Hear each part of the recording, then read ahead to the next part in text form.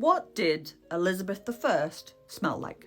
These are the kind of questions that perplex me and keep me up at night. And I'm going to try and answer this one today. Like, if you could get really close to her and give her a good sniffing, like, what did she smell like? But before we can get into that, I have to address a rather pernicious myth that has been doing the rounds about this particular woman for a very, very long time. Namely, that she only bathed once or twice a month, whether she needed to or not. I have seen that being repeated on documentaries, I've seen it written up in history books, and there is no evidence from the time to support that whatsoever. In fact, there's quite a lot of evidence to the contrary. It is a common misconception that people in the past absolutely stunk and just didn't care about it. Now, they didn't have the same things that we have available to us today to stay as clean as we do, but that doesn't mean that they weren't really, really worried about not smelling bad, because they were. And because it was very easy to not smell good at this particular time, because they didn't have running water and Febreze, for example, there was a real paranoia about not smelling good. People tried really, really hard. They were chewing herbs, they were rubbing themselves with lavender, they were doing everything that they could, as would you and I, to not smell bad.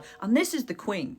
This is the Queen. She's going to do everything in her power to not stink. What's more, we know that she liked bathing. We know that. She had bathrooms built. She had what was kind of like a sauna built. I think that one was at Hampton Court, Hampton Palace, that was tiled, and she'd have steamed water pumped in there. She'd have music played to her as she bathed. So this is a woman that likes a soak in the tub. We don't know how often she did this, but even if she's not luxuriating in hot water for hours and hours every single day, she probably cleaned herself every day, even if that was a bowl full of hot water and oils and linen rags. She's just not going to be walking around covered in mud and stinking. So we can put that one to bed right now.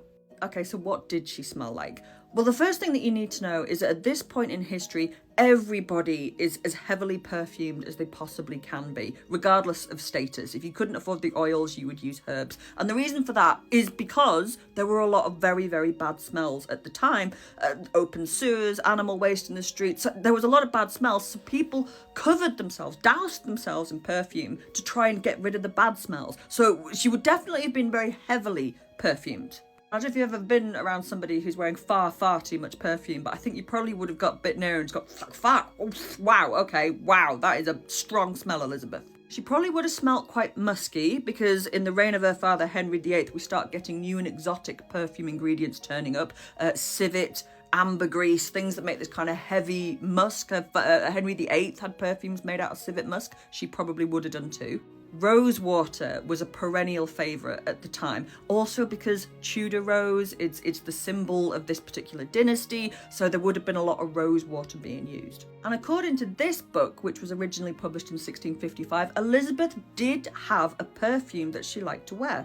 We don't have this in her own voice or in her own hands, but this book swears down that the Queen has agreed for all of these recipes to go in and that she knew all about them, so it's as close as we're going to get. And here it is. Alright, so you're going to take some compound water, and I would put money on the fact that they used rose water for this one. And you're going to mix in some sugar, you're going to boil it all up, and then your two main perfume notes are going to be marjoram, which is a herb, and it's got a kind of a citrusy, pine-like smell to it. And then powder of Benjamin is what it calls it here, but that is benzoin. And benzoin is a resin that you obtain from trees, and it's renowned for a very sweet, vanilla-like smell. And apparently this was her favourite perfume water. So it's kind of herby and citrusy, and there'd be some rose water in there, and it would have a sweet vanilla to it. And she would have had her clothes steeped in it. She'd probably had it put through her hair, on her body. She might have even bathed in that. So Elizabeth I probably smelt quite sweet, but also a bit musky.